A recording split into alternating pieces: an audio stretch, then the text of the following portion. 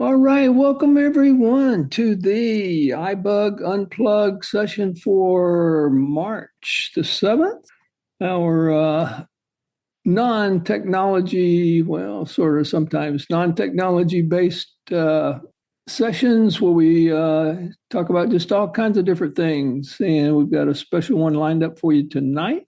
First, we would like to do some announcements for upcoming iBUG events this coming week, starting actually tomorrow, Sunday at 4 p.m. Central, right here on this very same iBUG conference.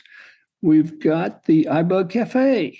And as most of you know, the cafe, we do deep dives, training sessions on various iPhone apps, and the one we've selected for tomorrow is the Bard mobile app.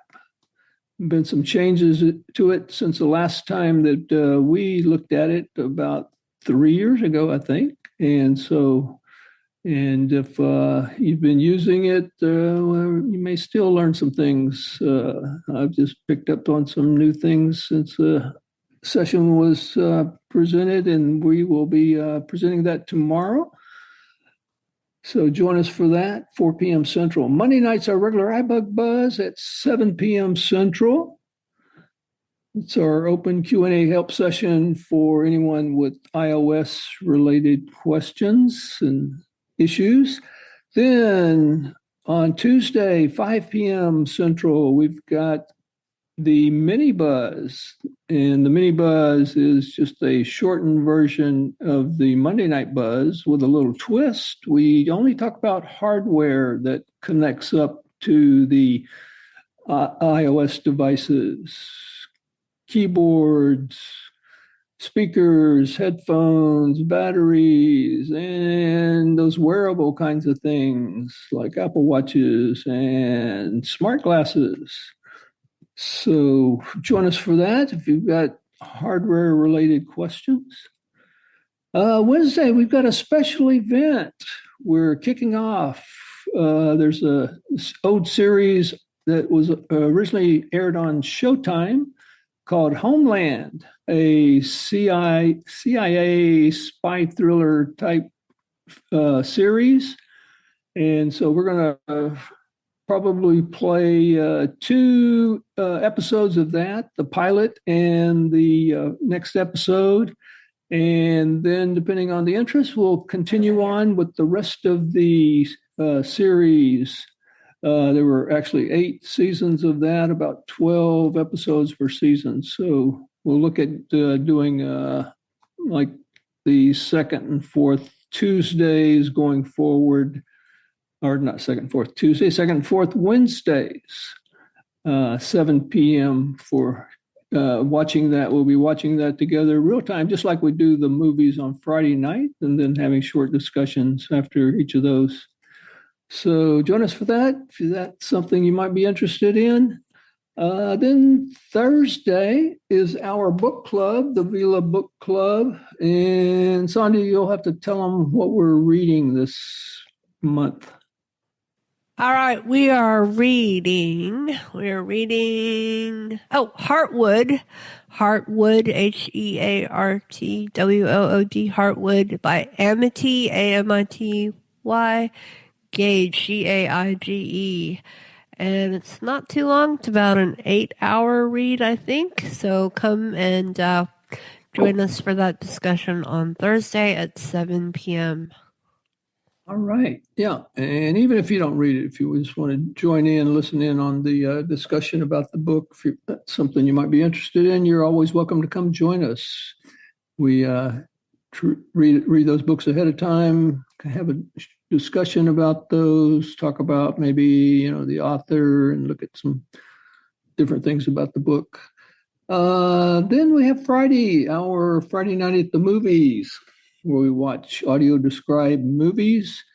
And this Friday we have coming up, we don't know. But if you want to find out ahead of time, you can always come to at the Monday session at iBUG Buzz. reveal that at our big reveal during the halftime session of the Monday Night iBUG Buzz. So there you go. That's our lineup for the coming week. And at this point, I want to go ahead and we're going to unmute and have people go around the line, introduce yourselves. What we'd like to know is your name, where you're zooming in from, and if you are a ham or not, or maybe whether a ham in the past, or maybe you're thinking about becoming a ham. Just let us know any that information as you introduce yourself. And I'll go ahead and kick it off. This is the way we want you to do it. I'm Michael in Texas, and I am not a ham. I haven't ever thought about doing it. But that might get changed tonight. Who knows? All right, who's next? This is Jody in New Hampshire, KB1 DCS. All right, there's one ham. Paul in Tulsa, KG5NP. Okay, Paul, welcome. Thank you. Russ in Jacksonville, Florida, KR4 Buzz, KR4BUZ. All right, welcome, Russ. Robert Chandler, Arizona, formerly WA2LJN. Welcome, Robert. Dana, I heard you. Go ahead. Dana in Cincinnati, formerly KB8HHC. Wow. Jane in Ohio, in Toledo area, and I am a ham, but I've never used ham radio. Oh. Hirsch Vetty, KR4HIQ. Welcome, Hirsch. This is Pete in Jacksonville, iBUG BUZ. Z. All right, welcome, Pete. Who else is out there? This is Mary Alice in Pennsylvania, and I'm not a ham, but I really like the song Convoy. They use ham radios. All right. Welcome, Mary Alice. Steve Cook, Columbia, South Carolina. I'm not a ham, but interested. Welcome. This is Amy from Iowa, and I'm never been a ham, but I'm interested. Okay, welcome. It's Kathy from Tulsa, and I once had a CB radio from Radio Shack. Mm-hmm. Welcome, Kath. This is Dan, Southern California, formerly AB6EZ. All right, welcome. Angelo in Ottawa. I'm not a ham. Welcome, Angelo. Janice from Maryland. I'm not a ham. Welcome, Janice. This is Ed in Georgetown, Ontario. I'm not a ham. I was in the CB radio retail store for about 30 years. Okay. And we sold a bit of 10-meter stuff. But all right, thanks, Reno, and I have a lot of friends who are hams, and so I'm interested in it. Cool. Welcome, Marie. Who else we got out there? Had a chance to introduce yourself. Tim in Indiana. I'm not a ham. Okay, welcome, Tim. Katie Linda in Ohio, not a ham. Welcome, Linda. Katie Ang, California. I'm not a ham. Okay, there are two people. Katie, go ahead, and then we'll come back to the other person. Katie Ang, California, not a ham. Okay, welcome, Katie. I think this is your first time here at iBUG Unplugged. Katie, we'll come back to you in a moment. Okay, who else was trying to talk right at the same time? Another lady there. Gloria from Houston, not a ham. Okay, welcome, Gloria. Who else? Anybody else out there that has not got a chance to introduce themselves that would like to do so? This is Sandhya from Houston, not a ham. Okay. This is Cynthia from Texas, not a ham. But when I grew up, my uncle had a radio, those radios, and it was a lot of fun. Okay. Welcome, Cynthia. All right. Anybody else that we missed that would like to chime in here? Well, we'll take a break probably around midpoint to see if anybody new has joined us. Wow, Robert, it sounds like there were a number of different hams, former hams. So got a good mix of people here. So, Sonia, if you can go ahead and mute people again. Hopefully it doesn't cause issues. All right, I am back. Okay, so tonight we've got a very special program, as we said earlier. Robert Carter, some of you know who he is. He originally grew up in North Carolina and went to the University of North Carolina, where he got a BA in English, and then after that went on, got his master's in counseling, worked in counseling for 5 years there, and then shortly after that went on to work on his PhD, and got his PhD from, I forget now, somewhere in Florida. He'll have to tell us where that is. Oh, University of Florida. And has got a PhD in psychology.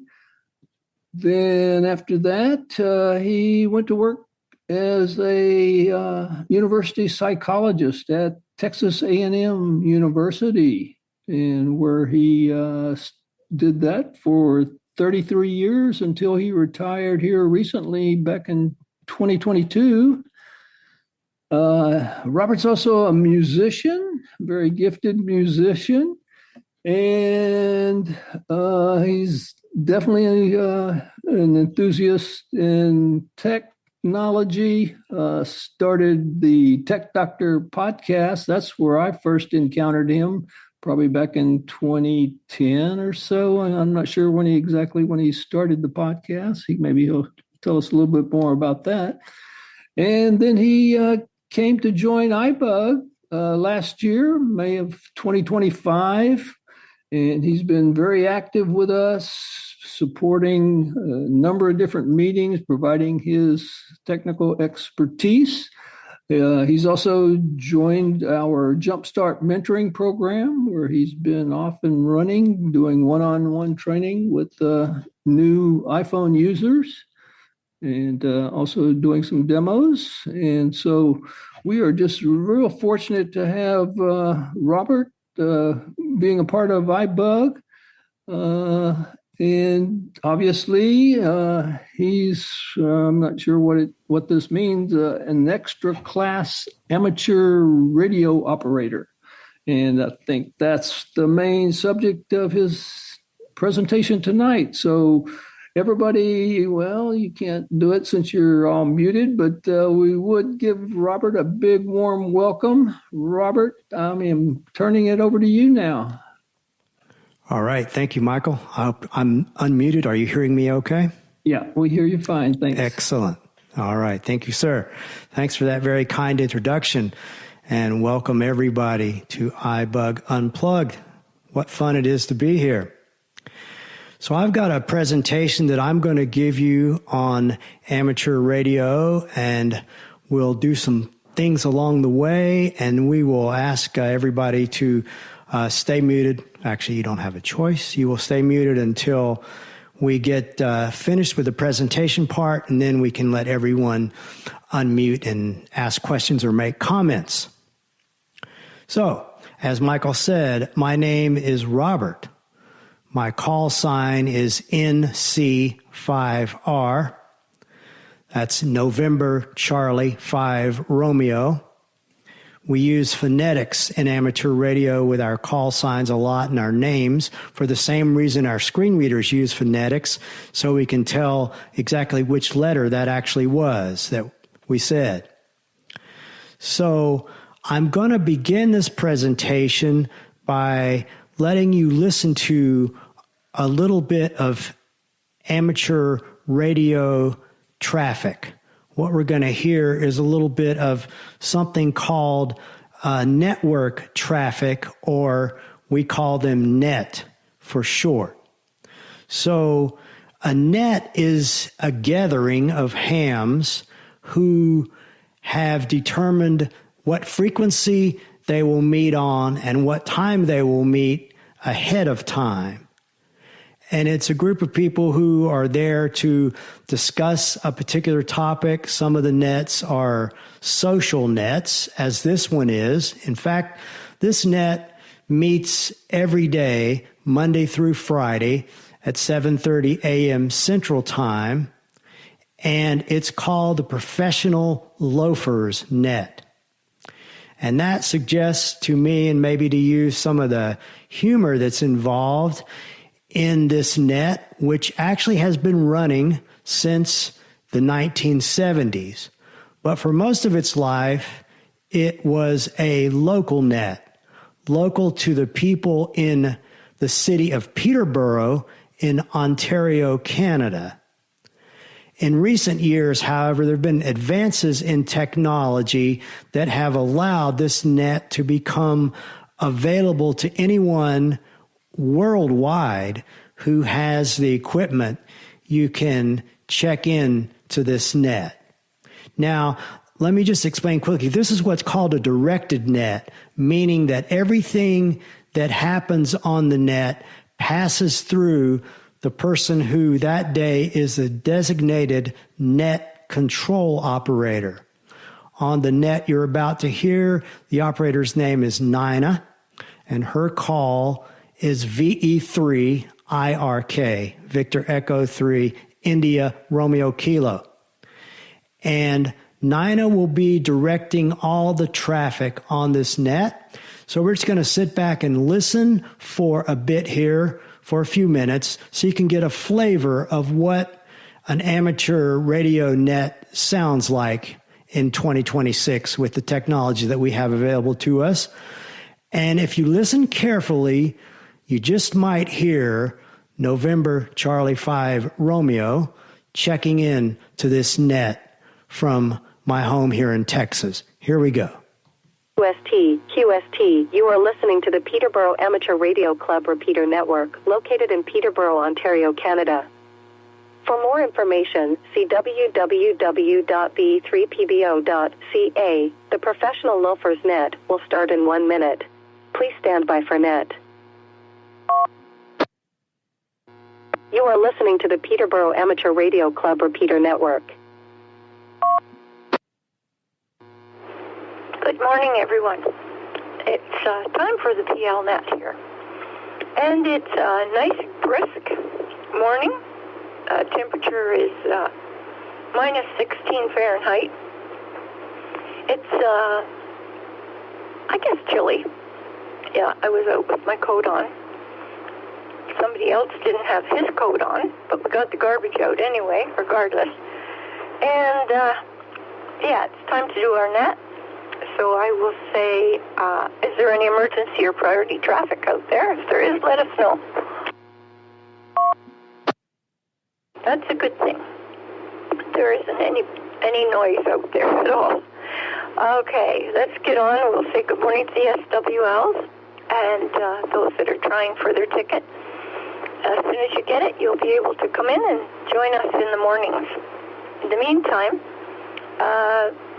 we're looking for any mobiles in the area, or otherwise, if you're mobile and portable, come on in. Maybe it's too cold to go out in the car. Oh well. It's not very good walking weather, although the children walking to school this morning seem to be bundled up. I can remember doing it when I was a kid, and I lived through it. All right, we're looking for any check-ins. National, local, international, come on in. Victor Echo 3 Bravo Lima Mike is about plumb local as you're going to get. November Charlie 5 Romeo. G3 IEL Bob on Main Street. Kilo Charlie 1 Uniform Golf Kilo. VA3 MWH. S6RNJ. Let's pause there. That's 6 fine folks coming in here this morning, and everything is A-OK here. I can hear you all very well. Okay, VE3BLM, Barry, come on in. How is things going down there in Peterborough? VE3IRK, VE3BLM. Good morning, Nina. Good morning to Barry there. Good morning to all the shortwave listeners. Grandpa Baker up in Gooderham, Frank down east that are working on getting their ticket, I think, and all the other shortwave listeners. Yeah, doing great. Woke up yesterday. I didn't wake up till, I don't know, 9:30 or whatever it was. Anyway, wide-eyed and cheery this morning, Nina, and you're like the good shepherd. You're just gathering the flock together. Anyway, good morning to everyone. I'll monitor along here, and Zoe wants out, wants in. People parking to take the kids to school down here, and every car that pulls up, she has to go and see if it's somebody coming to see her. Good morning, all. VE3BLM. Do they park their car and then the kids get out and get on a toboggan and slide down the hill to school? The ones that have, padded clothing on, some of them, but the other ones just, there's a path down through there. They can get down into the playground, so hard. You're not supposed to park down in the actual, where you pull into the front of the school because of the school buses, so, and it's not too dangerous to park along the side of Sherbrooke Street, so a lot of them come up here. Anyway, that's everything in a nutshell, man. Good to hear you this morning. You sound quite cheerful. Well, I've been up for a little while. I started watching all the tail ends of what happened at the Olympics yesterday. It was pretty good. Canada I think we got one gold and one bronze that I could see. I really enjoyed the skaters. I thought that the dance, Paris dance, was the best one of those that I have ever seen. That's Paul Poirier and Piper Gillis from Canada. They did an exceptionally fantastic program, and I really, really liked it. And they got a bronze, which is fine. Any medal in the Olympics is fine. But that was just exceptional.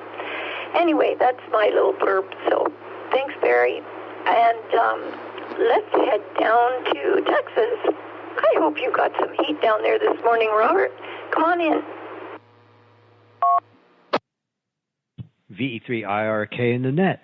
This is NC5R, Robert, down in College Station, Texas. Good morning to everybody on the net. My goodness, what I've heard so far is sounding awfully good. We've got about 48 degrees Fahrenheit at the moment, which is about 8.8 Celsius, so we're not going to get extremely warm today. I think we're heading up into the low 70s maybe. My goodness, we have different weather from what you guys have up there in Peterborough and the Ontario area. At any rate, it's just another typical day for me. I've got some phone calls to make and some music to play, and Vicki and I are practicing for a gig we have coming up in later in the month, and we are also making plans to go to a concert. We're very much looking forward to going to see Judy Collins near the end of the month. She's going to be at a small venue down here, and it's going to be fun. Anyway, with that, I'll turn it back to you, Nina, and back to the net. Thanks for doing it. You're sounding great as always. This is NC5R, Robert in College Station. Back to net. Well, it's good to hear you bright-eyed and bushy-tailed this morning, Robert. And, yeah, you're sounding good this morning. And, yeah, it's enjoy that heat you got down there. We get some heat when we get in the house, but when you go outside, it's a bit chilly. So you run from the house to the car that you had sitting there for a while to warm up so that when you get in, you're nice and warm. It works. Okay, we will now go down to Romaine Street. How are you doing, you and Carol, this morning, Bob? And do you have a favorite mug full of coffee? Come on in. Oh, okay. Good morning, Nina. And good morning to all those folks that are checked in, and hello to those folks that are listening in there. By golly, it's a morning here. I was up a little bit early, and so I've had my coffee. Oh, good night. I had my coffee in my grand old iBUG, and it was really good. I'm going to have some cereal this morning. Oh, you remember those shredded wheat that we used to get from Niagara Falls? Well, Post is making them, and so I'm going to have some of that this morning, and before too long. So there you go, and we haven't seen any sign of a snowplow around here for quite a few days. So I guess we're just going to have to push our way through the snow here on Romaine Street. Back to you, Nina, for V3IEL. Bob on Romaine Street. All right. Well, we'll stop the playing of the Canadian Professional Loafers Net there, but I don't know about you, but honestly, that reminds me of the kind of camaraderie and the connectivity that we share here on iBUG, but it's done around the world on amateur radio. I want to go way back now and give you some history so that you have a bit of a background for what this amateur radio thing is all about. And I'm going to go way back to the late 1700s. By that point, people had managed to put together a very crude but working battery, and they could transmit electricity from the battery down a wire. But they didn't really know how quickly that electricity could travel or how far it could travel down a wire. So the experimenter got enough monks lined up to stretch out for a mile. I love this. So he got monks lined up for a mile. He asked them to all hold on to the same piece of wire, which was a mile long. He then attached his battery to the wire and sent a jolt of electricity down the wire, and all the monks simultaneously got an electrical shock. Now, I don't know about you, but there is something awfully amusing to me about shocking a mile-long line full of monks.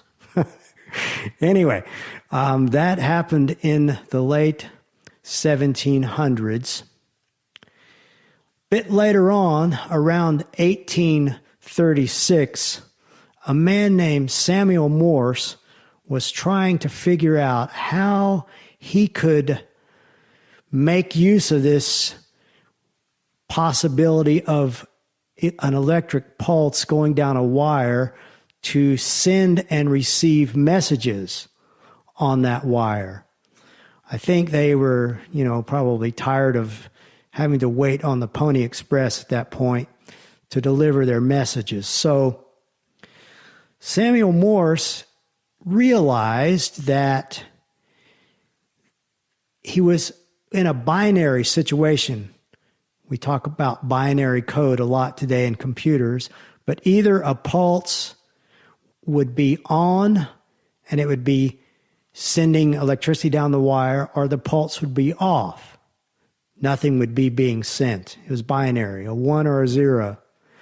And then he realized that he could adjust the length of the pulse that he would send. So he could send a very short pulse, or he could send a longer pulse. So he finally realized that he could use different combinations of short and long pulses to represent all the letters of the alphabet, all the numbers, all the punctuation signs. And then a message could be sent down the wire. As long as you knew the Morse code, the message could be decoded. And this led to a very amazing telegraph system being set up, and it was up and running by the 1870s or so. And of course, the messages were sent and received down a wire, and they had gone so far by that point as to stretch a wire all the way across the Atlantic Ocean on the bottom of the ocean. So there was transatlantic telegraph communications, and this was very, very exciting for people during that time because it revolutionized communication, worldwide communication. Now, it wasn't quite as fast as the communication that we have today, of course, but it was a whole lot faster than having to wait months to get a message. And it actually did work. There's a very interesting book on Bard about this era, about the telegraph system. And interestingly enough, it's called The Victorian Internet. Its book number is DB, that's Delta Bravo, 47958, if you care to read more about the telegraph system. So I want to explain a little bit about how things started to change very, very quickly around 1896 or so. A gentleman named Marconi discovered that he could send and receive a message without using any wires. He could use some magical thing called radio waves. And by the early 1900s, 1901 or so, he was demonstrating how he could use radio to send and receive Morse code, even long distances. The Morse code that Marconi used with the radio was exactly the same code that Samuel Morse had invented for the telegraph system. The only difference was with a radio, you didn't send an electrical pulse. What you sent was a tone. But again, just to make it really clear, the tones that were sent by a transmitter were those same combination of short and long tones that Samuel Morse had used. Then something very interesting started happening. People were so excited about this radio thing. Well, a special kind of people were excited about this radio thing. Today we might call them geeks or nerds or tinkerers or experimenters. But there was a group of people worldwide who picked up experimenting with radio as a hobby. And these people became known a little later on as amateur radio operators. And when I say they experimented, I mean they built their own transmitters, their own receivers. They figured out how to make their own antennas. Most of them had very little technical material to go on. They created their radio systems out of things that they had around the house, like cardboard Quaker Oats boxes to wind transmitter coils and things like that. And these amateur operators had to learn the Morse code system because that's how you transmitted information out over the radio waves. Remember, the telegraph operators, who were now a lot of them on the radio, had been sending Morse code for years. So they were experts at it. They were able to send Morse code that was easily readable or copyable or decipherable, if you will, by someone listening. They knew how to space out the long and short pulses correctly and so forth. And they were said to have had a great code fist.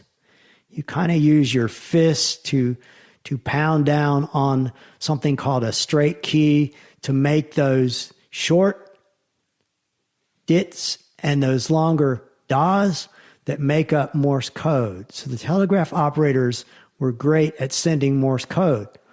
They started hearing these amateurs who were not yet very good at Morse code. Their Morse code was clumsy and awkward, wasn't spaced out very well. It was hard to copy. And so these former telegraph operators started saying, man, those amateurs are really ham-fisted. They don't have a great code fist. They're ham-fisted. Well, that's where the term ham radio operator comes from. It's synonymous with amateur radio operator. The amateur operators soon got a lot better at sending Morse code, but the moniker ham stuck around.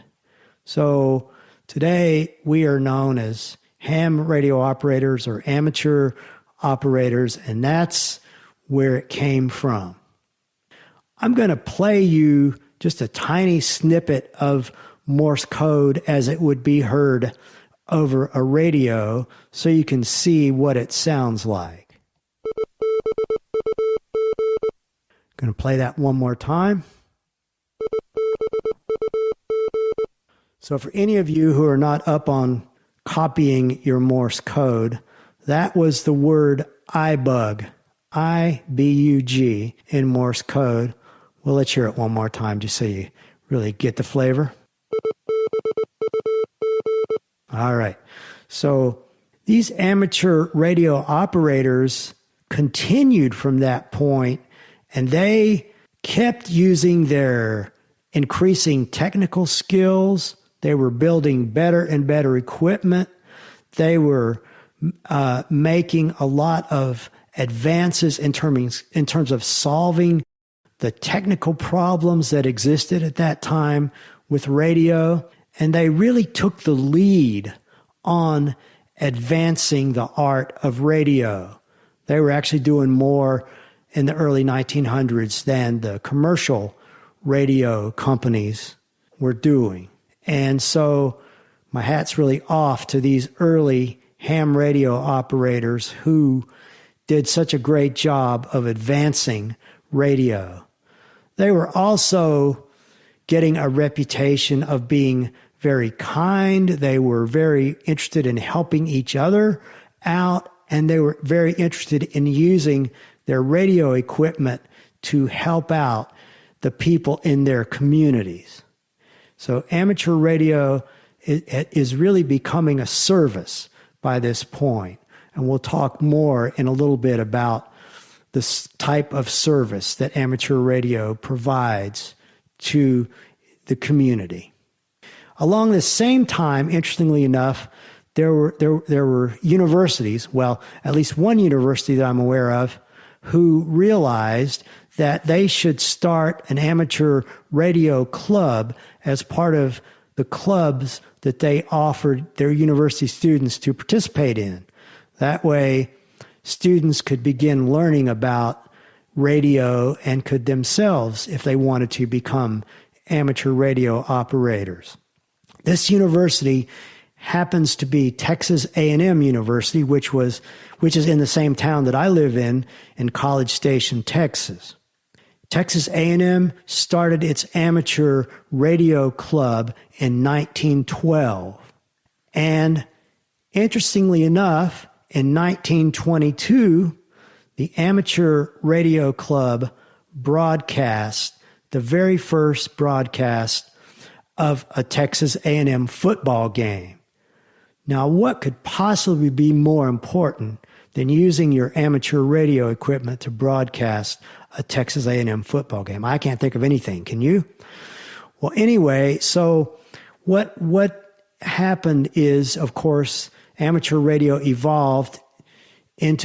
to to the point where you no longer are allowed to broadcast things like football games or play music. That's done by commercial radio. But nonetheless, there weren't any rules back then, and so they did it. They broadcast the football game. Now, in 1914, just shortly after A&M formed its amateur radio club, an entity called the American Radio Relay League was formed. We call them the ARRL.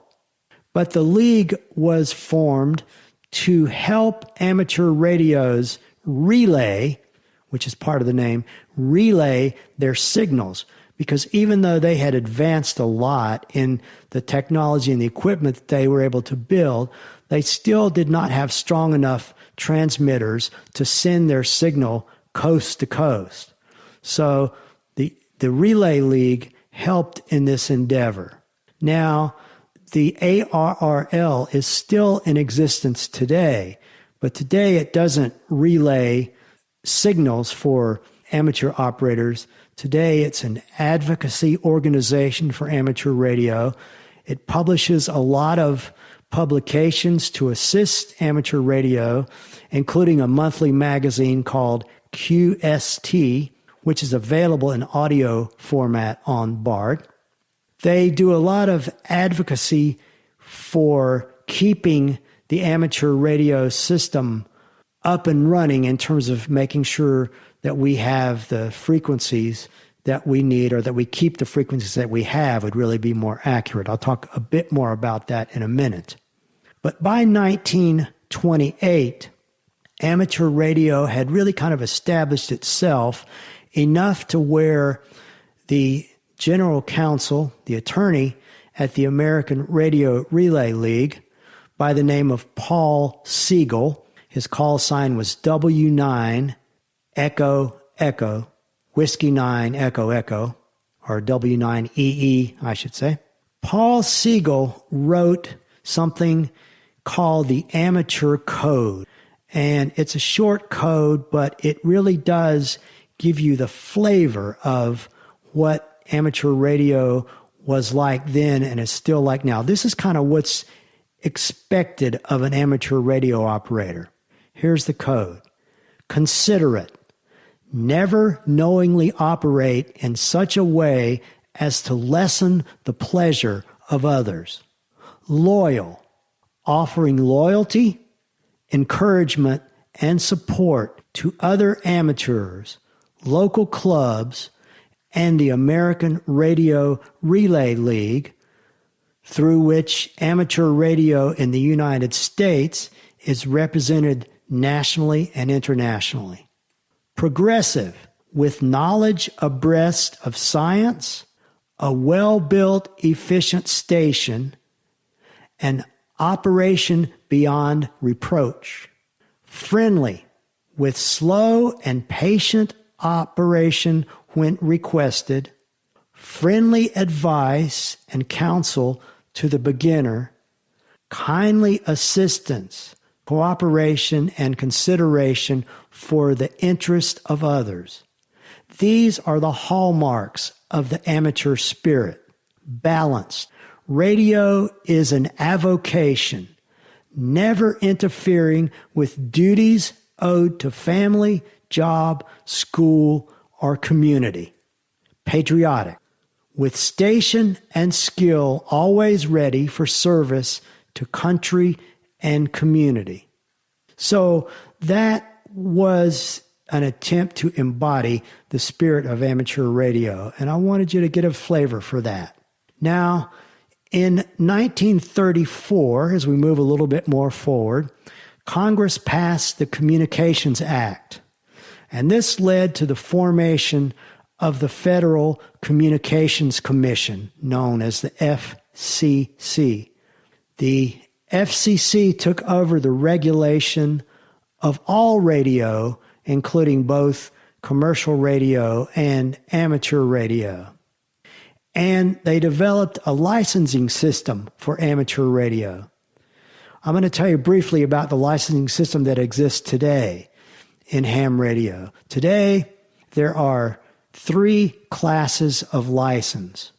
There's a technician license, a general class license, and an amateur extra class license. Each of these licenses requires one to pass a written exam to acquire the license. The technician exam is the entry-level license, and it's the easiest one to get. The general class is a bit more involved, but it gives you more operating privileges than the technician has. And finally, the amateur extra class is the most difficult one to attain. You have to study some pretty intense radio theory and some formulas about electronics and some things like that. But all three of these licenses are very doable. They're very gettable if you're willing to study some, and the study materials are available various places, including online, in accessible formats. Now, in addition to getting licensing set up, just like they did with commercial radio, the FCC assigned each amateur licensee a call sign, which is actually the call sign of your station, but in ham radio, it's the call sign for both the station and the individual. As I said, in my case, my call sign is NC5R.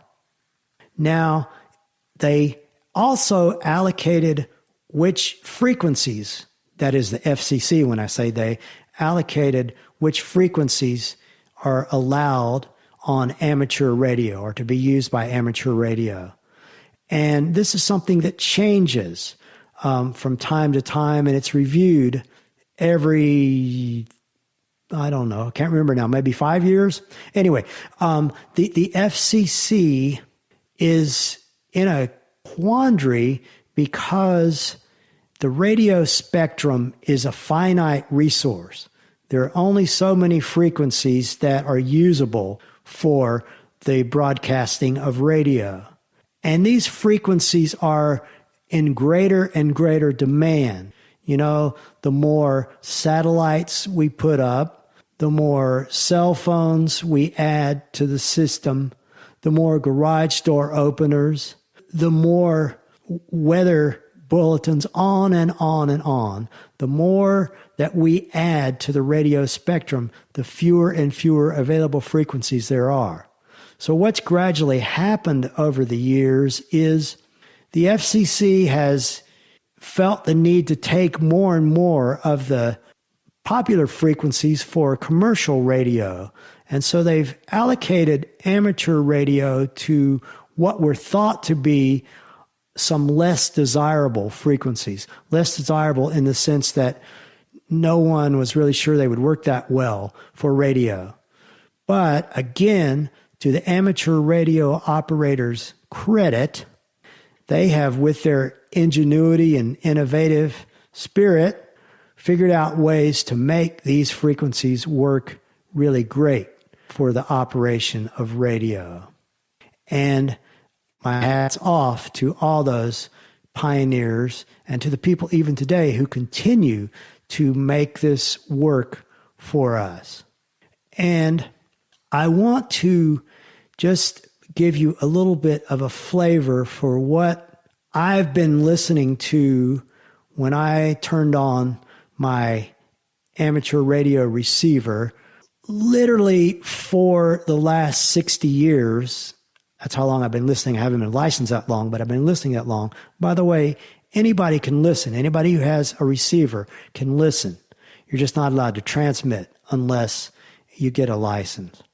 So what I would like to play for you now is a little bit of another net, but this net takes place on the traditional amateur radio 20-meter band, which has been an amateur radio band for a very long time.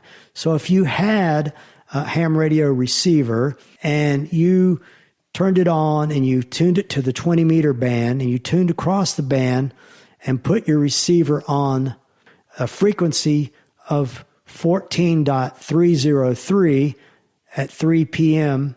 Central Time on Sunday afternoon, you may well hear this net. And this is what it would sound like.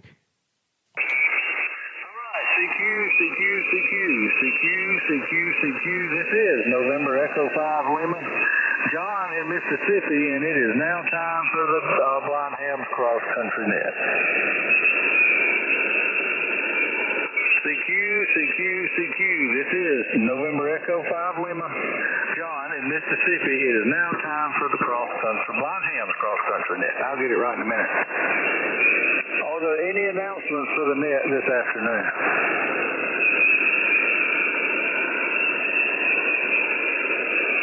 Does anyone have emergency or priority traffic for the net?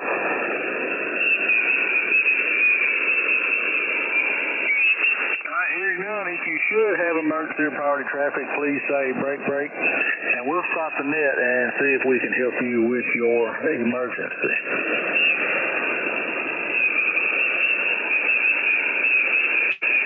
All right, this is a directed net. I would prefer all traffic come through me, the net control, if possible. You do not have to be blind or visually impaired to check into this net. All amateurs are welcome. All right, we usually take check-ins by call areas, and if your call area number is mentioned and you wish to check in with us, please do so. All right, let's start out the net this afternoon with anyone outside the U.S. or Canada. Is there anyone outside the U.S. or Canada that wishes to check in with us this afternoon?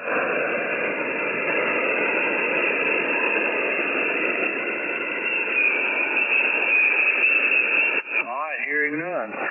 We'll start off with call area 0. If anyone's in the 0 call area and wish to check in, please call November Echo 5 Lima. W0 CAS Whiskey 0 Charlie Alpha Sierra, South Carolina. Just move along to my call area and we'll check myself in. November Echo 5 Lima. Any 5s wishing to check in with us this afternoon? November Charlie 5 Romeo. Robert, good to hear you, sir. Right, so that's just a little snippet from the Sunday afternoon Blind Ham's cross-country net. Give you an idea of what it sounds like coming across the radio. By the way, that was actually recorded by a friend of mine who was in Kansas making that recording. So now you know what my signal sounded like coming back into Kansas when I checked into the net. So I want to touch base on a couple more things, and then I guess I'll turn it back to Michael for the break in the middle that we're going to do, and then we'll move forward from there. So ham radio continues to grow in popularity even after the advent of the internet and cell phones. And it's true that the internet and cell phones have opened up worldwide communication for almost anybody that wants it. So why do people continue to care about ham radio? Honestly, it kind of reminds me of the argument that people used to say, well, now that we have talking computers, Braille will probably die because no one cares about Braille anymore. Well, it's not true. Braille's alive and well, and ham radio is alive and well. And there are many reasons for that, but I'll just give you a couple of them quickly just to give you an idea. So I talked earlier about how amateur radio is a service.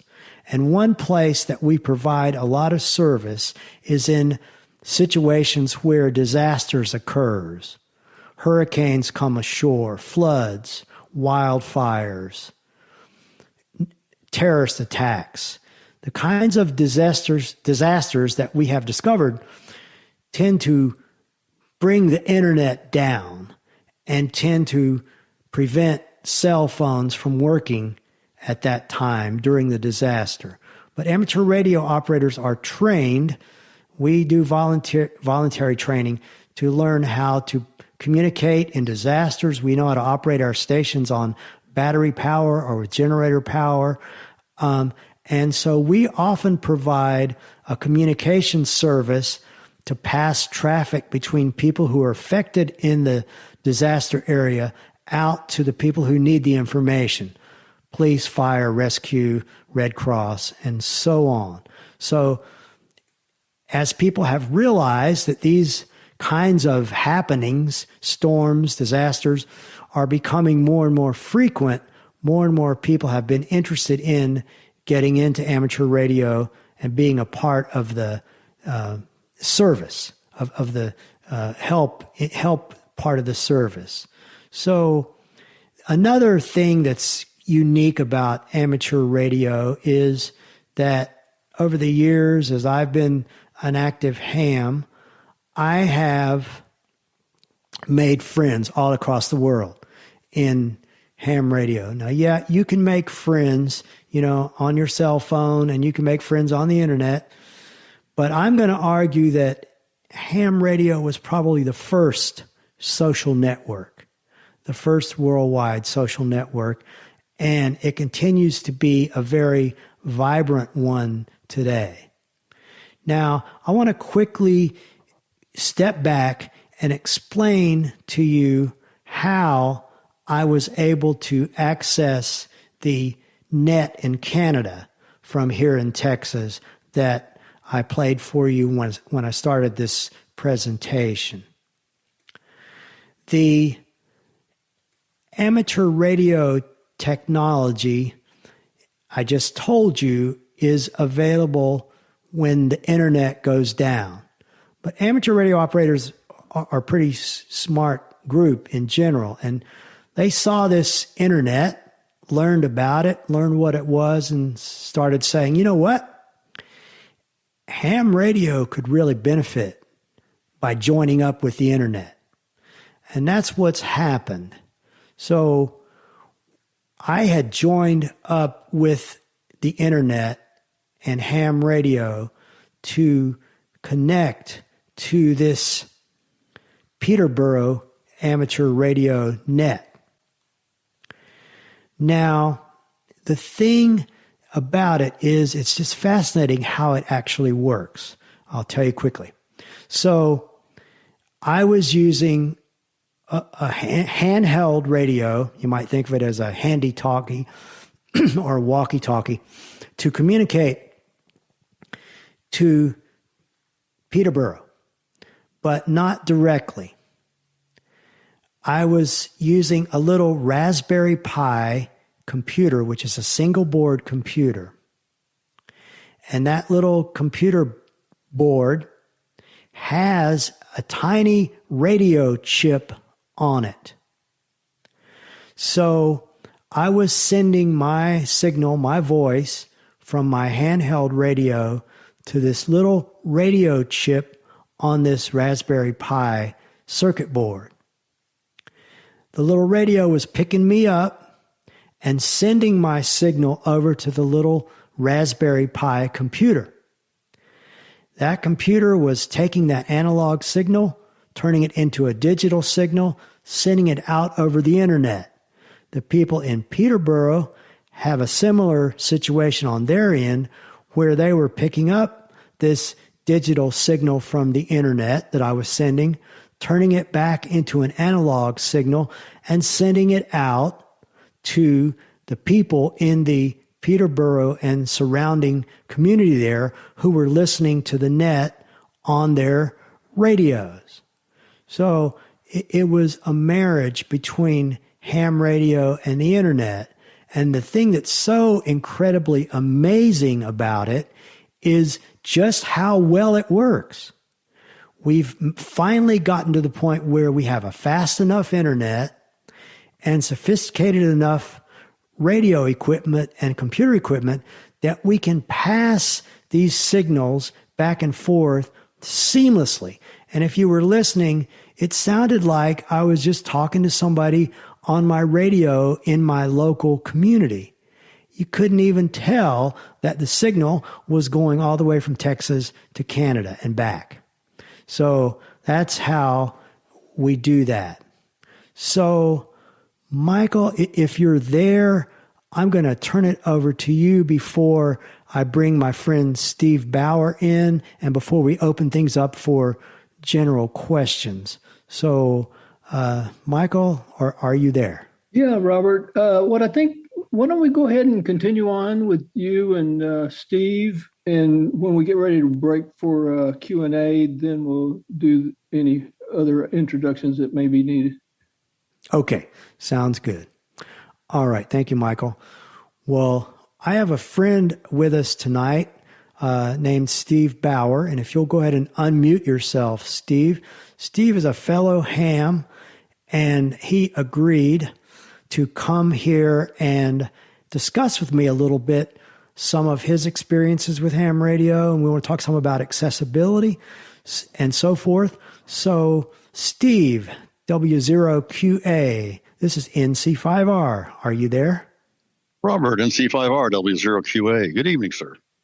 Well, good evening, Steve, and thank you so much for taking some of the time out of your schedule to be here with us. You're sounding good. Well, thank you. I've been in ham radio, my goodness, longer than I would have imagined, since 1972, and it's been an interesting hobby to be in. I've done a lot of different things, from some of the bands where I could talk around the world to local and VHF and UHF communications. I was involved in a local ham radio club for several years. In fact, I was president of it for a while. And so we did a lot of different things. Today, I've sort of changed a little bit. I'm more doing the digital stuff like Robert was talking about. And one of the things I got really involved in back in the 80s into the early 90s was a ham radio newscast. And it's called the Amateur Radio Newsline. It started out as the Westlink Report.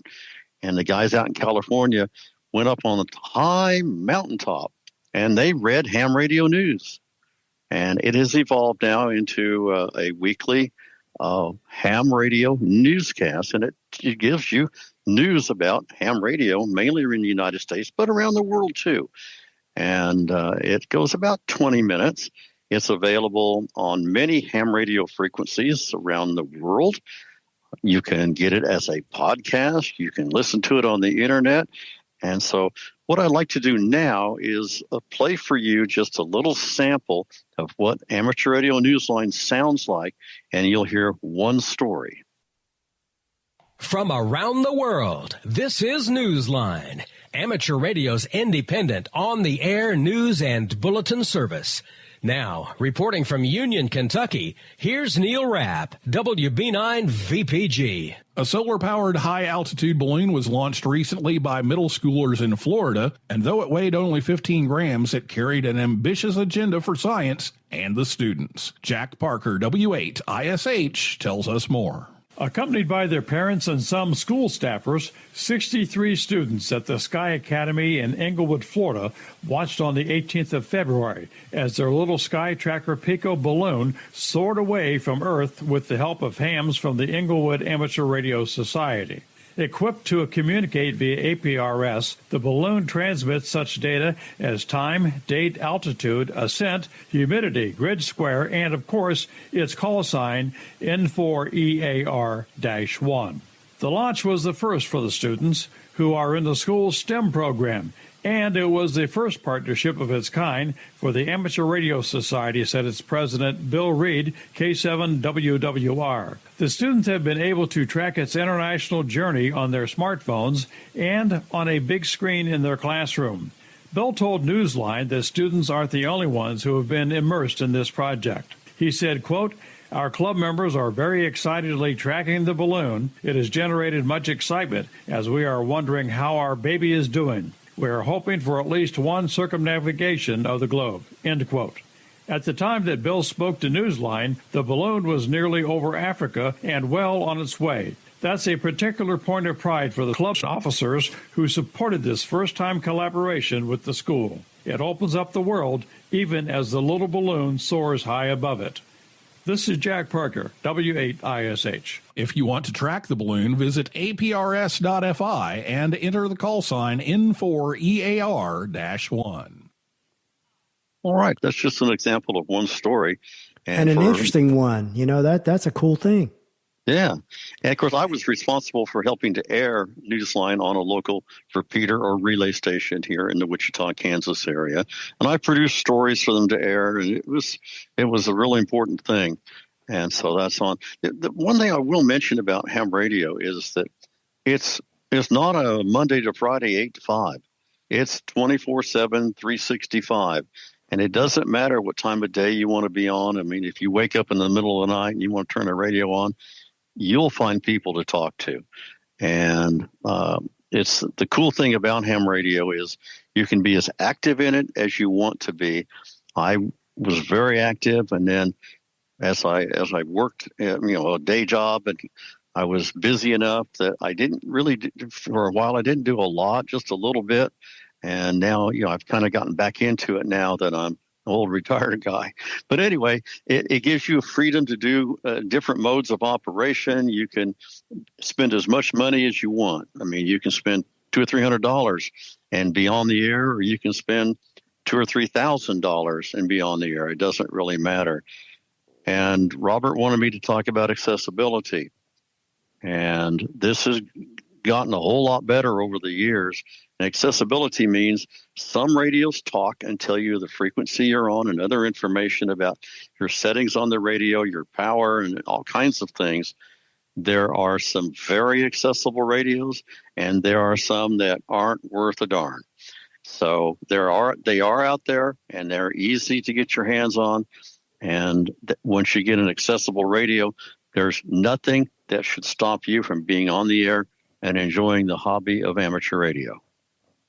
Yeah, I totally agree. It is interesting to think about how far-reaching amateur radio is. I tried to give an overview, but my gosh, I didn't cover a tenth of what's actually possible or what's actually available. And you make a good point. You can set up equipment like I have, where I have a big 40-foot tower in my backyard with big antennas on it and so forth. Or today you can go more the digital route where you need no outdoor antennas, but you need some internet connectivity and some equipment that helps you connect your radio system to the internet. So the possibilities are almost endless. And, I wanted to say one other thing about accessibility, which is one thing that I don't know what your experience has been like, Steve, but for me, my local amateur radio club over the years, especially when I was getting started, have been incredibly helpful to me in terms of solving problems, getting antennas up, finding ways to do things. I'll just give one really quick example. When I first got started, I wanted a radio that wasn't very accessible, and I didn't know how I was really going to operate it. One of my ham radio friends here in the community wrote a computer program for me that allowed me to control the radio through my computer. I could tell what frequency I was on, what band I was on. I could tell my mic power and everything else that I needed to know to operate the radio. Another friend of mine went to Radio Shack, bought some parts, came back, created a little box that told me which direction my beam antenna was pointed in, north, northeast, east, so on. And that little box has been with me now for well over 30 years, and it still talks, it still works. So there are so many resources out there. I'm guessing you've likely had similar experiences. Absolutely. And another great resource is an organization based up in Minnesota called Handy Ham. And they can help you get resources for accessible equipment and accessible study material. So if you decide you want to get a license, you can get material that's completely accessible, and I used them for all the licenses I had. And I want to talk just a real quick moment about Morse code. Today, Morse code is not a requirement when you take your amateur radio license exams.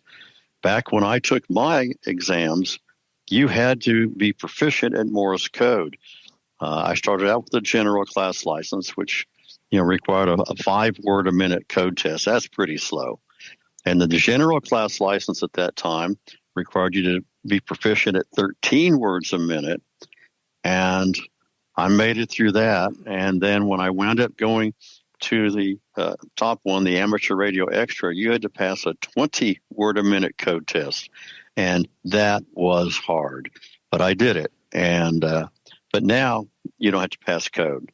But the Handy Ham people in Minnesota are really great. They have a lot of resources, and they can get you hooked up with people that will help you get set up and give you guidance and help. So there's a lot of assistance out there, and it's available for the asking. Yeah, exactly.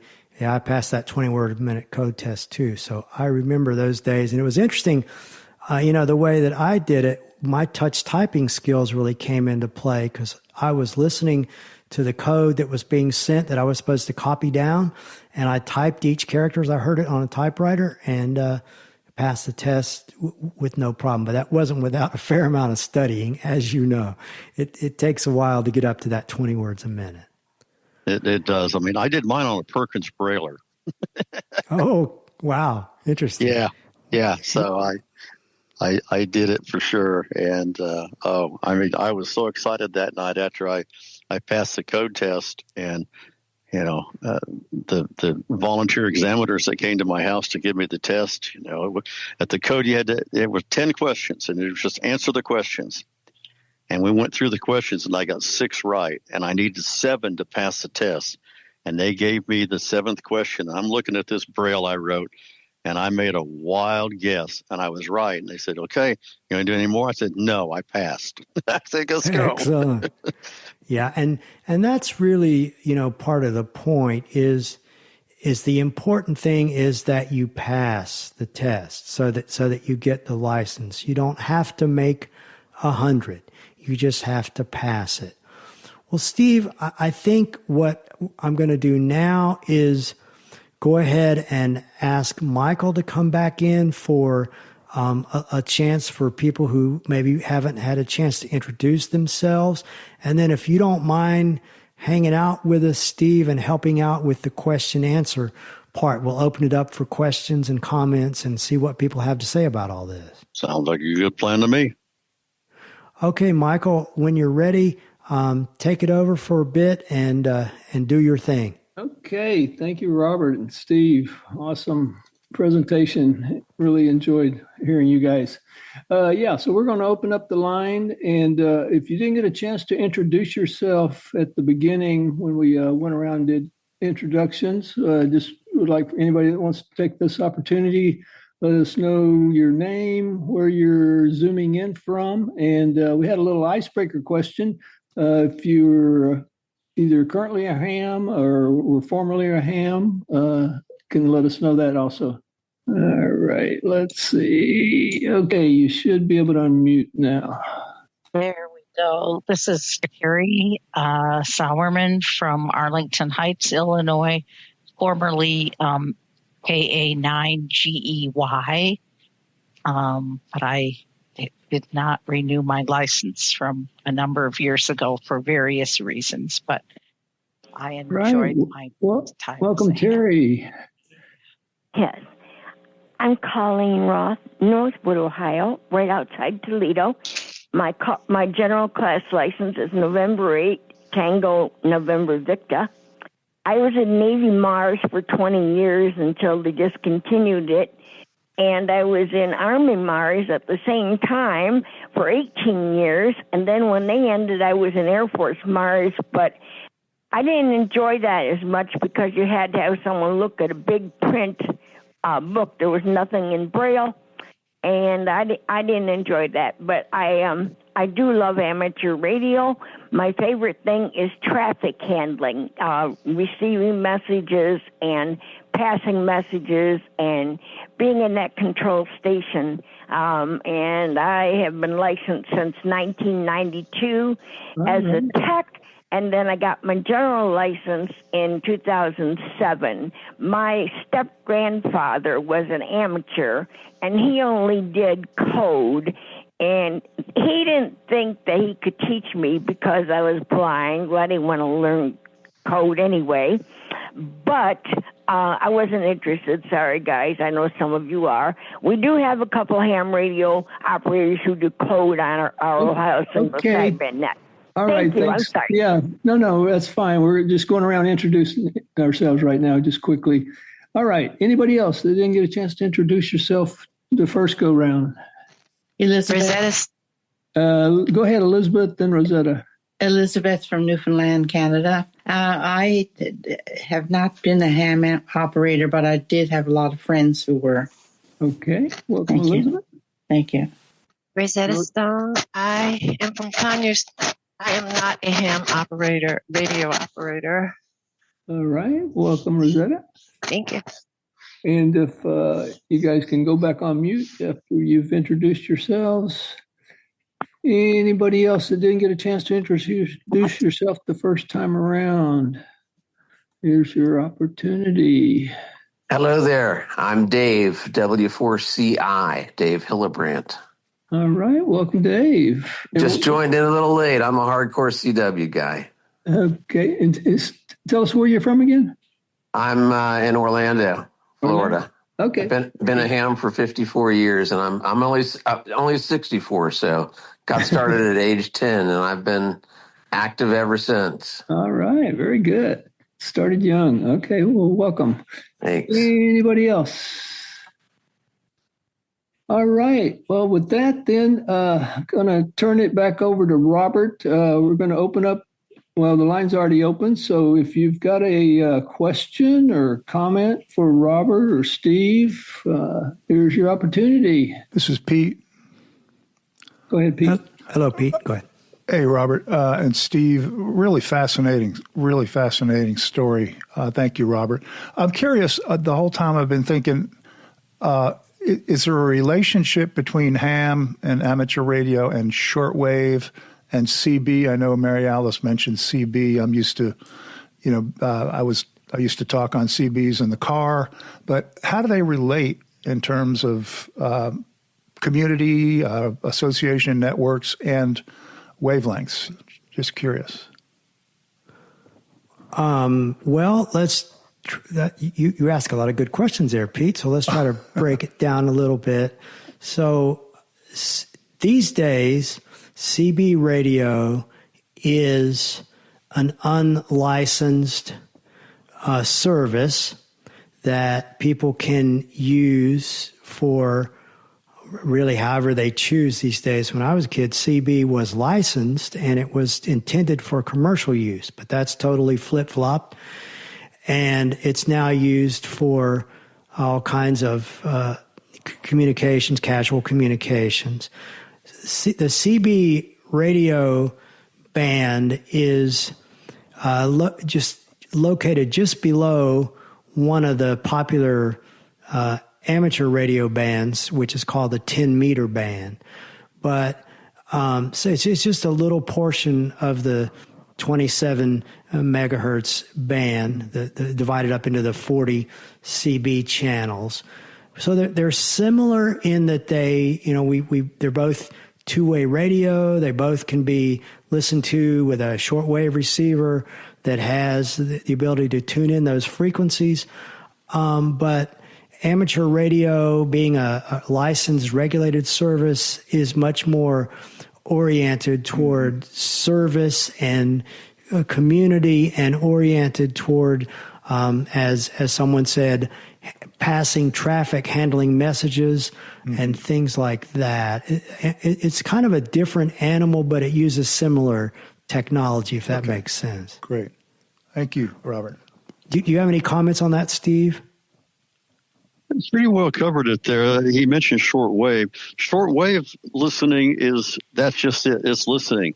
You don't transmit on the shortwave frequencies. Those are broadcasts, and there's not as many shortwave radio stations today.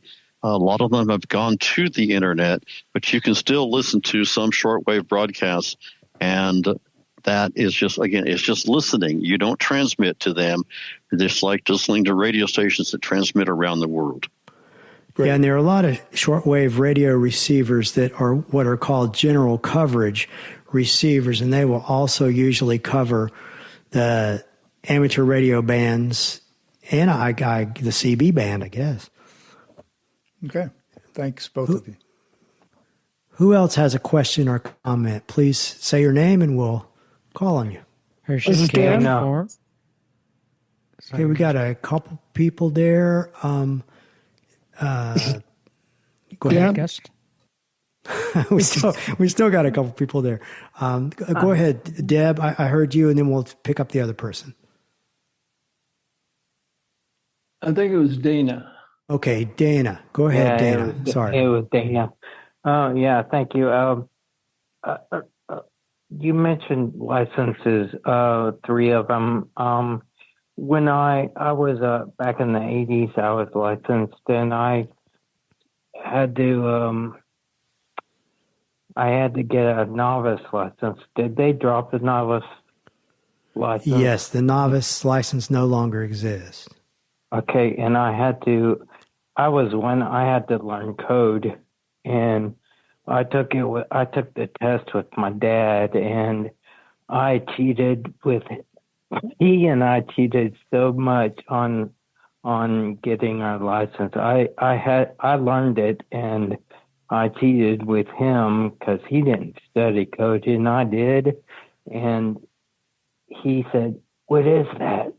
And I had to tell him what it was. And good thing the teacher was a friend of his, and we barely passed. I mean, if I didn't have this one phrase that the teacher was looking for, then he would not have passed us. But going back to the licenses, good to know that the novice is dropped now. But what did you say, the technician, the general, and what was the highest one you mentioned? I'm sorry.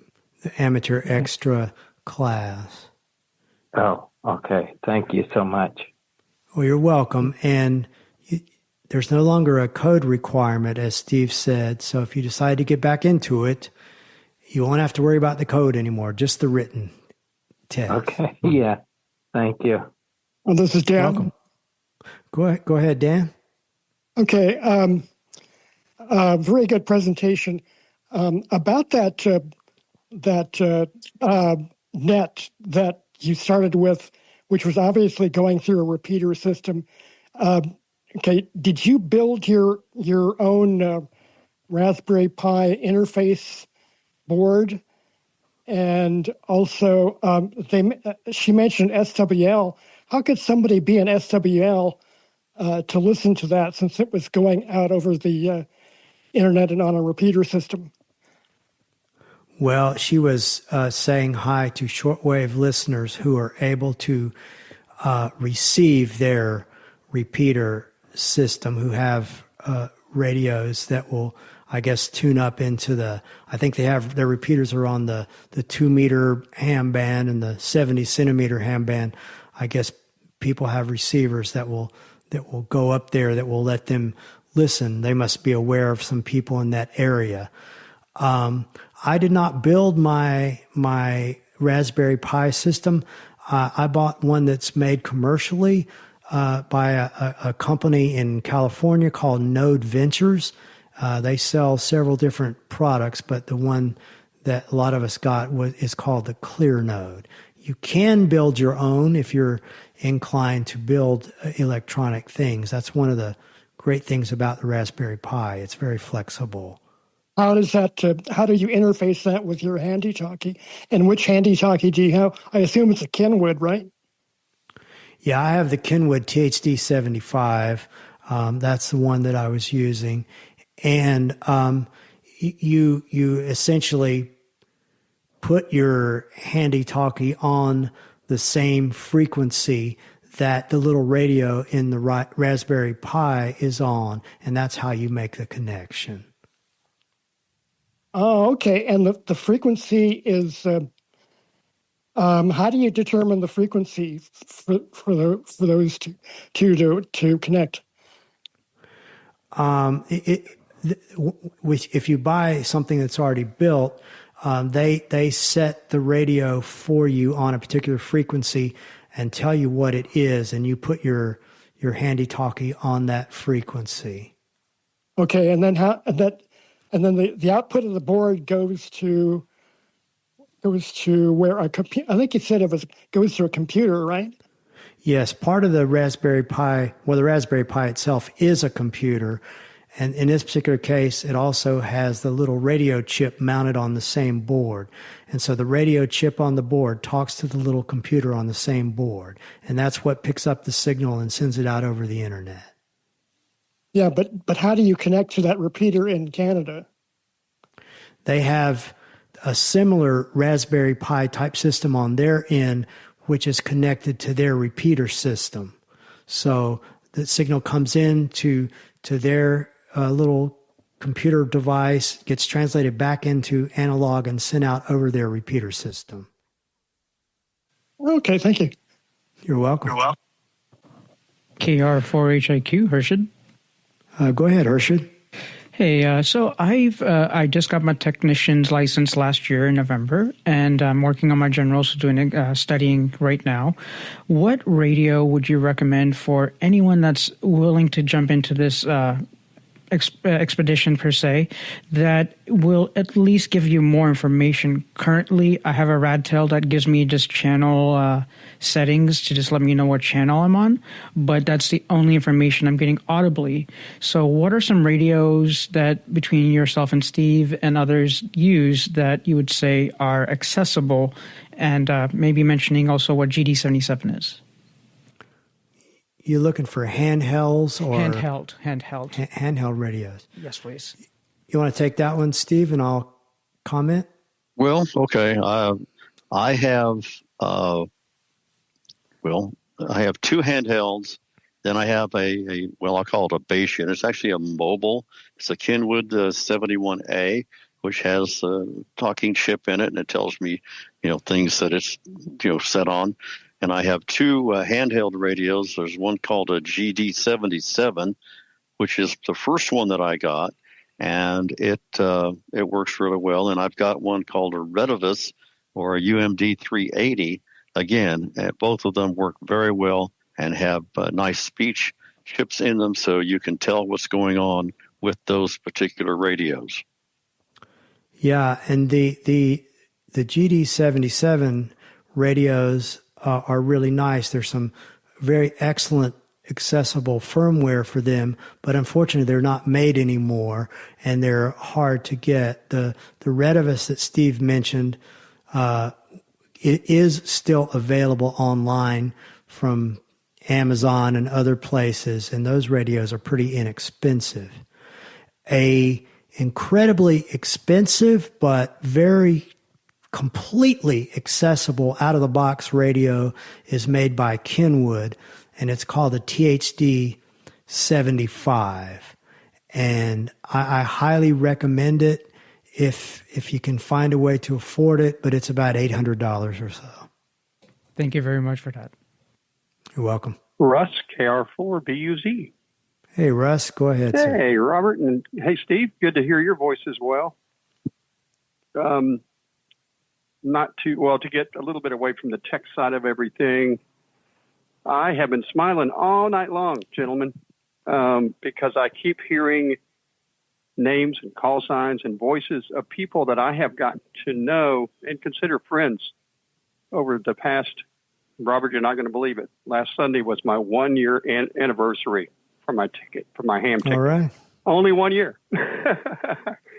But it feels a lot longer, and it feels like yesterday. But what I have come to learn and love about amateur radio is community, is connecting with people, getting to know new people, meeting folks, and then building friendships.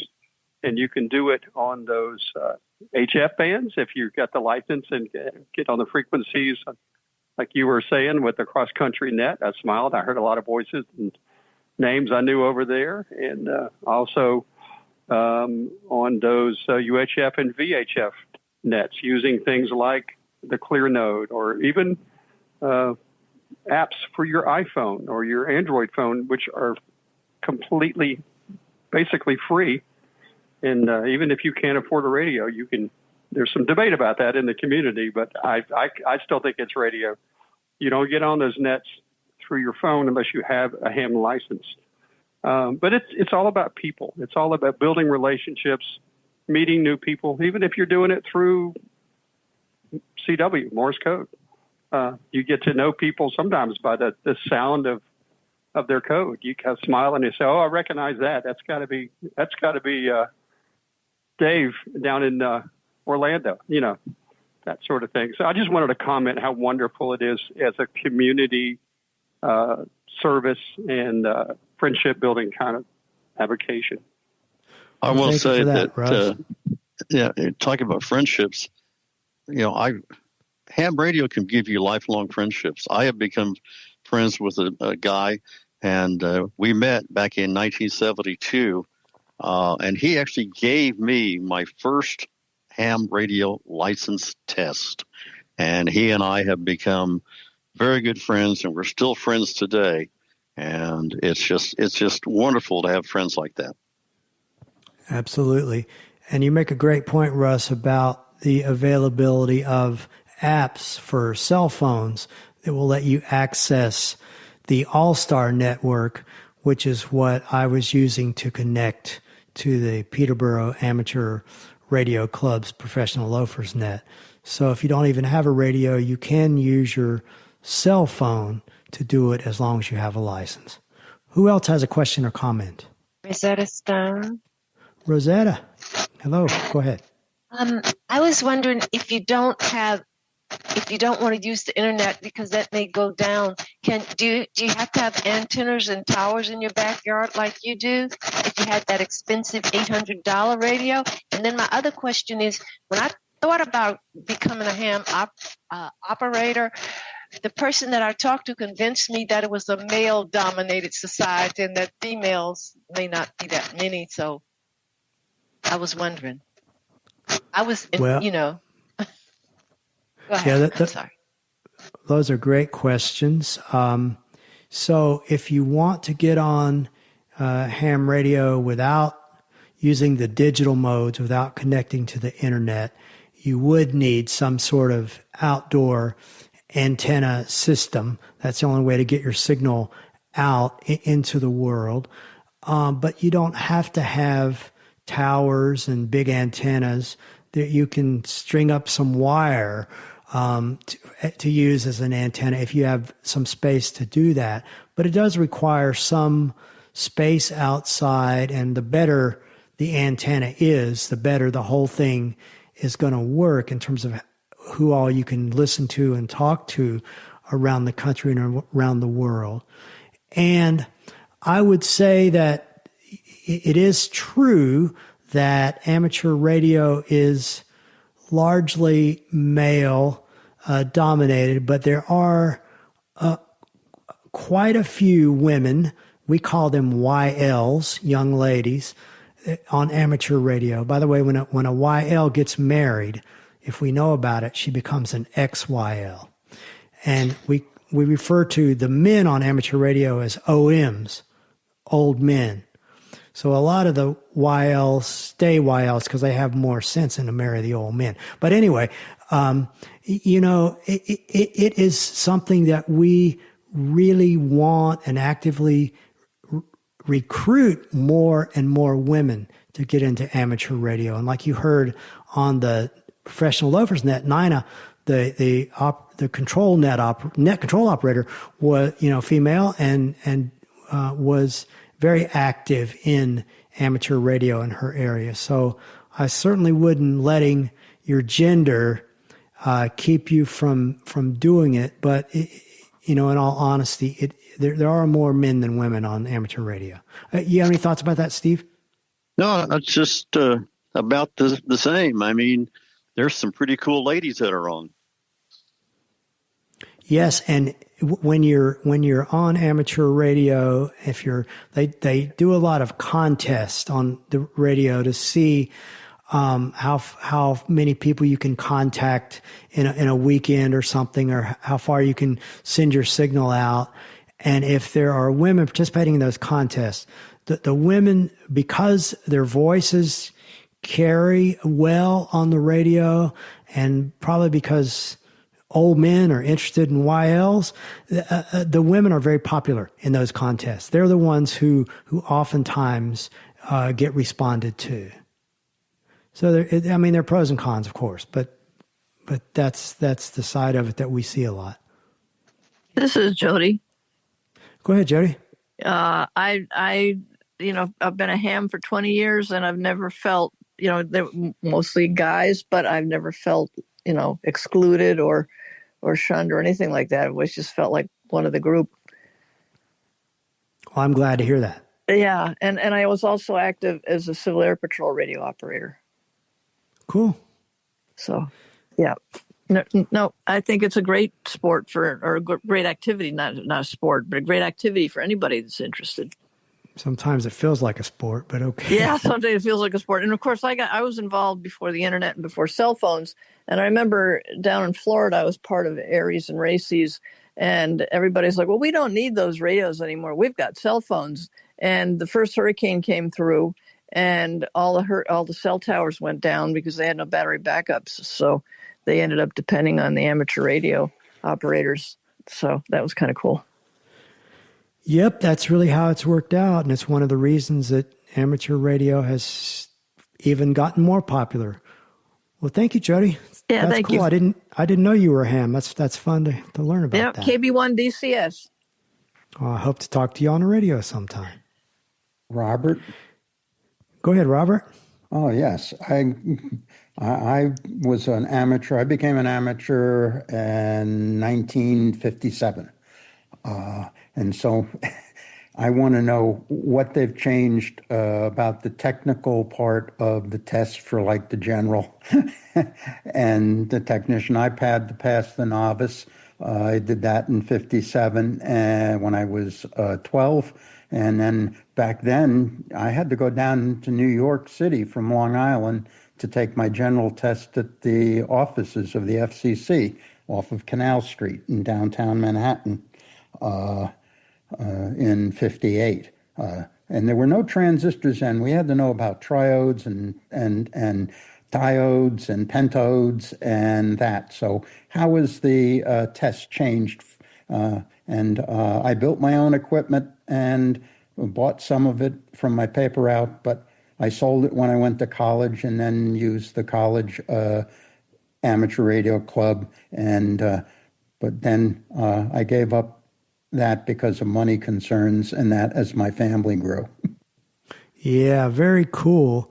So the exams are now available to be taken locally. Either someone in a local radio club is designated to administer exams, or they can actually be taken online these days. They're all multiple choice, and I would imagine more simplified than what you took, certainly easier to get to them.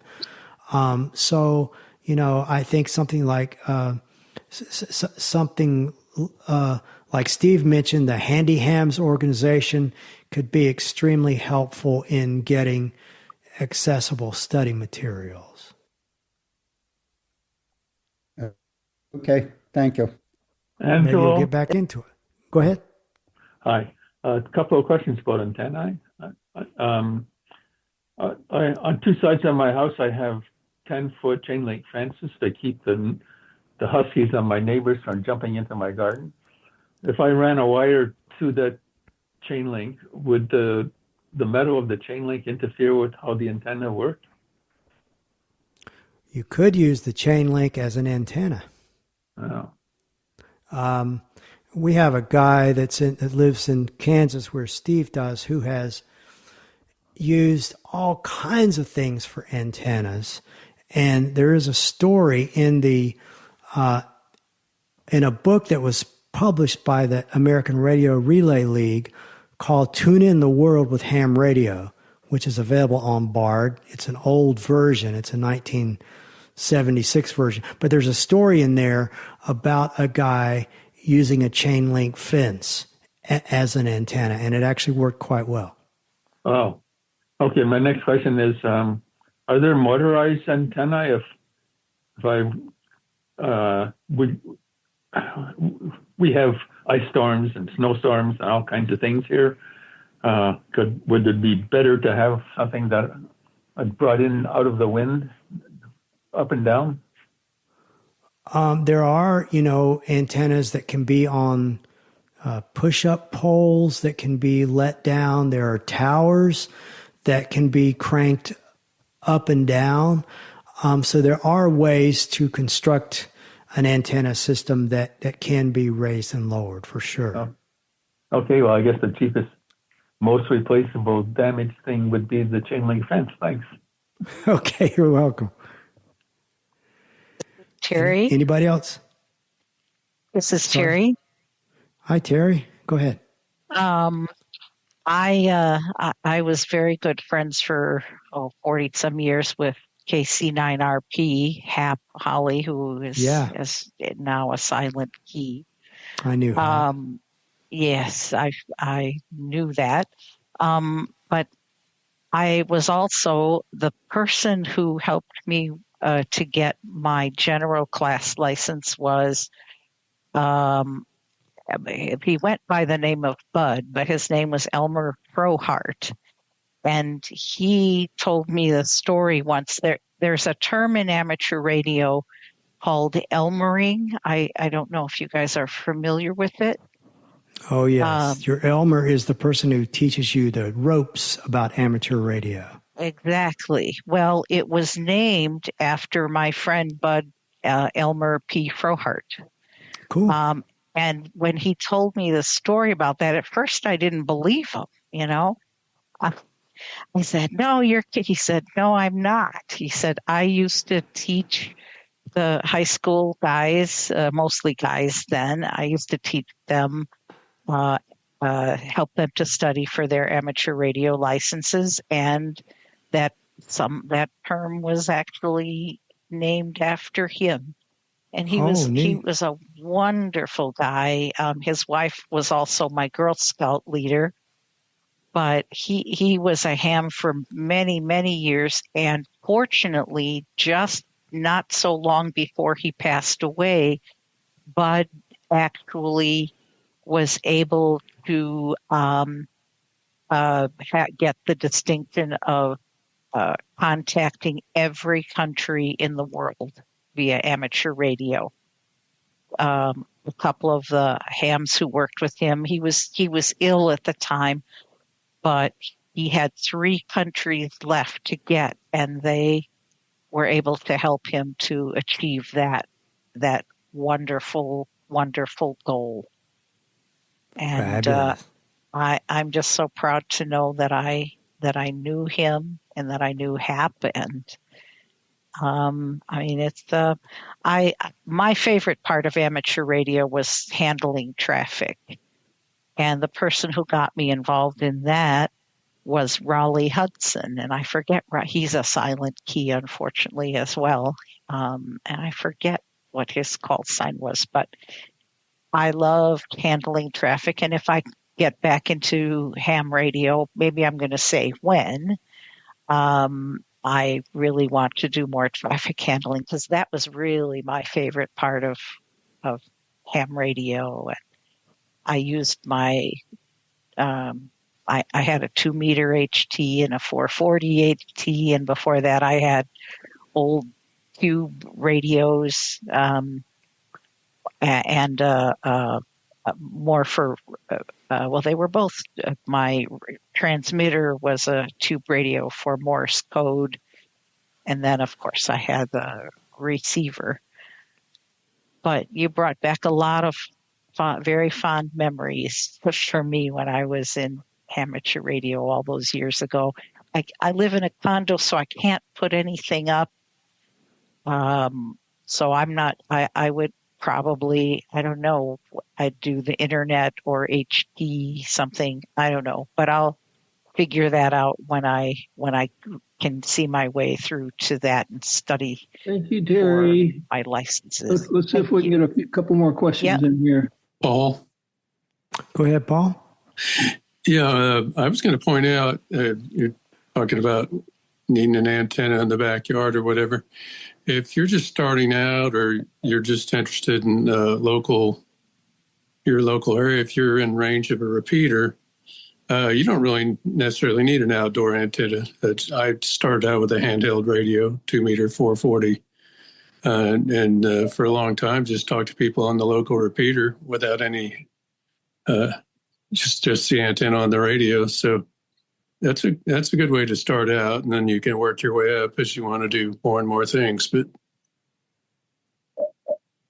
yeah, that's very true. My only, concern these days, and I'm not sure what it's like in your area, but in my area and most places where people I talk to, there's not much activity on the local repeaters anymore. So they used to be really busy. And by a repeater, what we mean is a repeater is simply a radio system that either has a very high antenna up somewhere or that's put up on a high hill or a mountain, and it picks up the signals of the local radios and repeats them back much stronger so that everybody can hear somebody even transmitting on a little handheld radio. And it used to be a very active community where people got on the repeaters a lot, but not as much anymore. Unfortunately, I think people get on their cell phone now on their way home from work instead of on the ham radio as much. But it is very true that you can take a handheld radio, get licensed, and talk on your local repeater. I just hope there'll be people there for you to talk to. Yeah, see, I wasn't aware of that. I've probably pretty much exclusively on HF now, so I didn't know about that trend. Yeah, that's where the internet radio stuff really has taken over in a lot of ways and made the communication, work that way. Hershid? Pete? This is Ed. All right, we got Kershid, Pete, and Ed. We'll take those, and then I guess we'll probably need to bring this to a close. Go ahead, Kershid. Yes, what I was trying to learn or ask is, the BARD have old books as far as their curriculum is concerned. Would it be plausible for all of us to potentially have, let's say, like the Gordon West books or the newer books, so that BARD would carry something that is to the current standard? Would you guys agree on that, or what's your thoughts on that? I think it'd be great if BARD updated their materials. Not sure how we go about getting them to do that. Copy that. Thank you. Pete. Robert, follow up on Paul's point about just tapping into the repeaters with a handheld. Do you need a license for that? Would you need a license for that? Yes. Okay. To do any transmitting on amateur radio, you need a license. Gotcha. Thanks.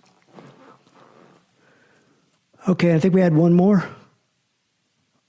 Who was the other person that wanted? Ed, go ahead. Ed, yeah. Yeah, I was just curious about the.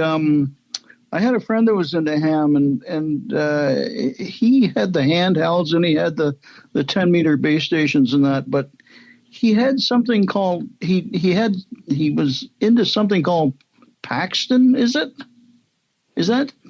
And I Maybe don't know. Packet. That's what it was. What is Packet as opposed to like the VHF repeater system? And also, I'd like to know what is the like the 10-meter rigs are higher powered, and they're the ones that use the big antennas and everything, of course. But what percentage of ham operators use those as opposed to the portables? Like, do most of you talk through the repeater systems, or we do a combination. 10-meter stuff. Yeah, some of us do both. I have both what's called HF or high frequency equipment setup, which use the antennas outside and so forth. And that allows me to get on the 10, 15, 20, 80, and 40 meter bands.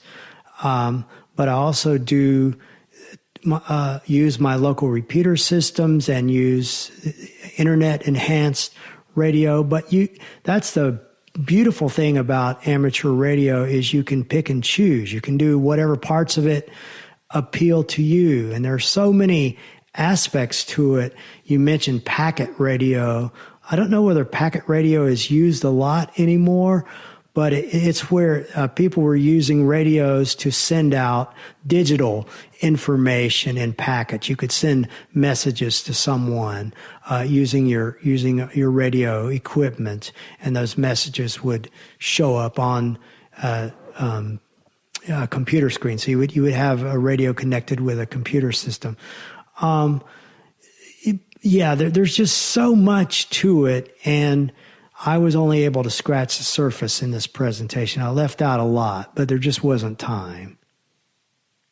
Yeah, what is the average power on a 10-meter rig? What do guys normally use for power? Like 50, 100 watts would be about average, or I know that there's bigger amps than that. I know there were bigger amps than that back in the 80s and 90s when I was,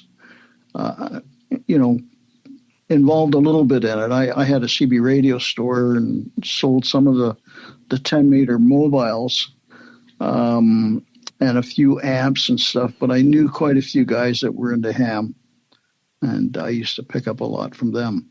But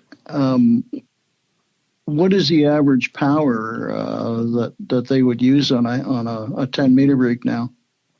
Well, the 10-meter band is kind of unique in that if it is open, meaning if the conditions are right and the band is working well, you can communicate across the world on very low power, 15, 20 watts. But those conditions don't exist most of the time. And most of the radios that are for sale today, they're capable of putting out 100 watts is what they typically do. A lot of people like myself have amplifiers, and I can transmit out about 500 watts. But it just depends on how, some people thrive on the idea of using as little power as possible and contacting as many people on low power as they can. They call that operating in QRP mode. So there, again, it's just another aspect of the hobby. This is Jody with a quick comment. Go ahead, Jody. There is an amateur radio station on the International Space Station. Yeah, I wish I had time to talk about that, but it's one of the coolest things. With the right equipment, you can actually talk to, if there's an astronaut on board who's licensed, and there usually is, you can talk to the International Space Station when it flies over your area. Yeah, that's cool. All right. I think we are it's probably about time to bring this to a close. Michael, is that correct? Yeah. This has been really fascinating. Just really appreciate you guys sharing this and everybody that has joined in tonight. I after knew you were going to do this presentation, I was kind of looking into some historical things, and that one story you shared, and I learned that Peter Gabriel, the musician, was also a ham, and he was really intrigued and fascinated by that story about in France when the line of monks tested to see how fast electricity would flow. And but I guess his version of the story, instead of holding it barehanded, they were holding it using a keychain, and then as electricity passed through, it would kind of vibrate the keychain. And in fact, some of you may have heard a song he wrote about that, "Shock the Monk" keychain. Oh, okay. I didn't know about the keychain part. That's interesting. Okay, that was a bad joke. Nobody got it. Shock the Monk keychain. I'm going to digest on that a while, Michael. The presidential candidate was a ham radio operator. Probably a lot of famous people. Barry Goldwater. Yep, Barry Goldwater. Mm-hmm. Ronnie Millsap. Chet Atkins. Joe Walsh. All right. Load them up, Robert. Well, again, thanks everybody for joining us tonight. Thanks, Robert, Steve, others that contributed to the presentation tonight. Just a big hand for you guys.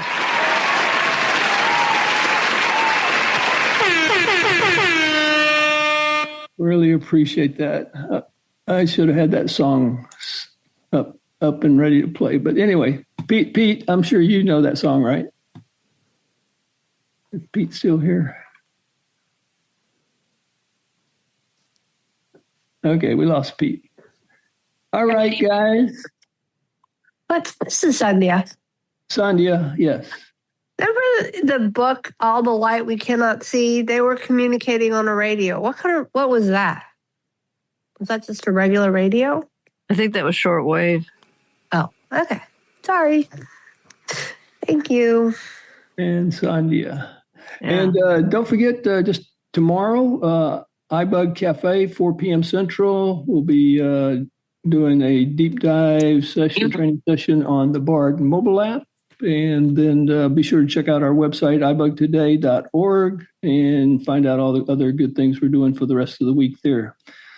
All right. Well, with that, we'll say good night. Just for Sandhya, Angelo, Sandhya, it was sort of wave with a motorized antenna, and the house was the same shape as mine, with a mansard roof and a secret panel between the third floor and the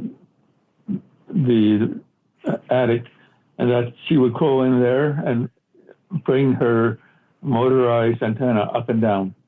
So. Been a while since I read that book, but that was probably done, I'm guessing on the amateur radio bands, because you can't broadcast on the commercial shortwave bands. Well, it was during the war, so you might have been cheating. Might have been. Thank you, guys. Thank you. Yeah, thanks, everybody. Thank you. So long, everybody. Thanks a lot. Good night. Fantastic night. Thanks, everybody. Thank you. Thank you. Thank you, Steve.